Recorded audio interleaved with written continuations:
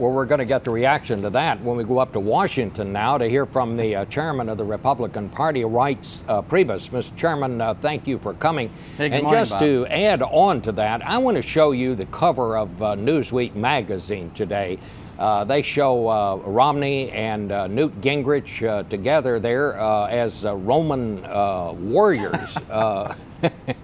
Is that what this has come down to? No, Bob.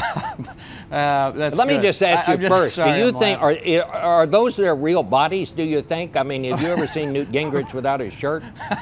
No, for the record, no, not Okay. at all.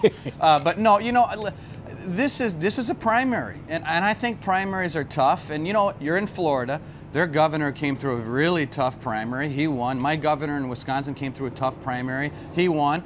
You're going to have Debbie Wasserman Schultz on your show in a few minutes. She led the Hillary Clinton charge against Barack Obama and called him a hypocrite from the very beginning. Look, I think primaries work. I think they make candidates stronger. And I think if you look at American history, you will see that usually winners come out of very tough primaries, and they make these candidates stronger, tougher, and battle-tested. And I think it's great that everyone's talking about the Republicans right now.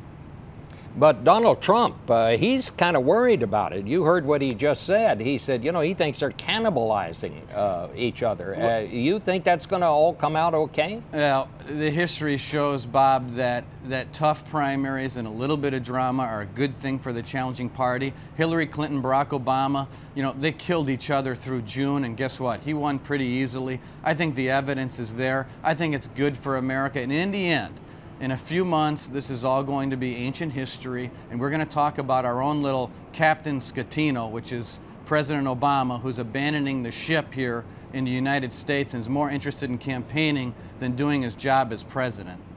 What did you just say? What did you call President Obama? I called him Captain Scatino, you know, the captain that fled the ship in Italy. That's our own president, who's fleeing the American people and not doing his job and running around the country and campaigning. You made me think of it with the ships behind you, Bob. I see what you're saying. So, but what you're saying is you think that somehow this is going to strengthen the party. It's not going to hurt it in any way.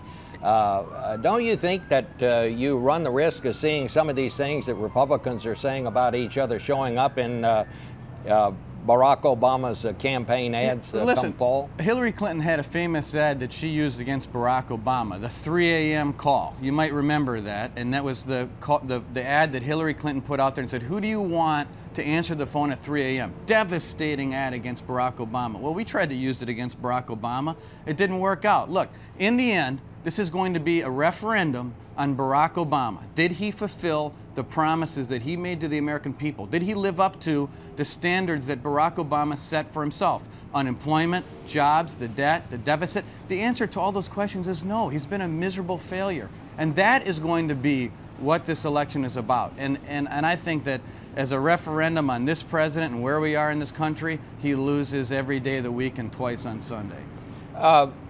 You saw Sarah Palin's Facebook posting where she says this is not Gingrich versus Romney, it's the Republican establishment versus the Tea Party. Is that how you see it? I don't see it that way, but I do think that she taps into a good point, which is that people are angry. They're angry with Washington. They're angry in many ways with both parties, and that we know we have to get serious about our debt and our deficits in this country. And you know, when Paul Ryan and the Republicans come out with an entitlement reform package that actually put something adult on the table to talk about, he gets vilified. So I think people are frustrated and upset, and they want a president and leader that makes promises and keeps promises. That is what America is hungry for here today. Do you think Mitt Romney is an honorable man? Newt Gingrich is throwing some pretty heavy charges at him, saying he's too dishonest to be president. Well, when Hillary Clinton called Barack Obama a hypocrite, and when Obama said that Hillary Clinton didn't have the moral fiber to lay a wreath at the tomb of the unknown soldier, you see what happened. Hillary is now the Secretary of State. Barack Obama is the president.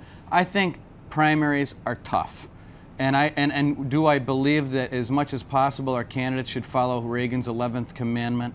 Absolutely. But I also know that in the end, our party is going to come together. We're going to get serious about defeating Barack Obama, and we're going to work on saving America and making him a one-term president. That's what this is all about. Well, I do want to give you an opportunity to say he's a man of integrity, if you'd like to say that. Of course I think he's a man of integrity. I think all of our candidates are men of integrity. And I think in the end, though, we've got a president who has to do a better job at keeping the promises he makes to the American people. I mean, that's where the evidence is. The proof is in the pudding there. He's the one that made these promises, and he's the one that didn't keep them. And that's what this election is going to be about. All right, Mr. Chairman. Well, we want to thank you for being with us this morning and giving us your side of it.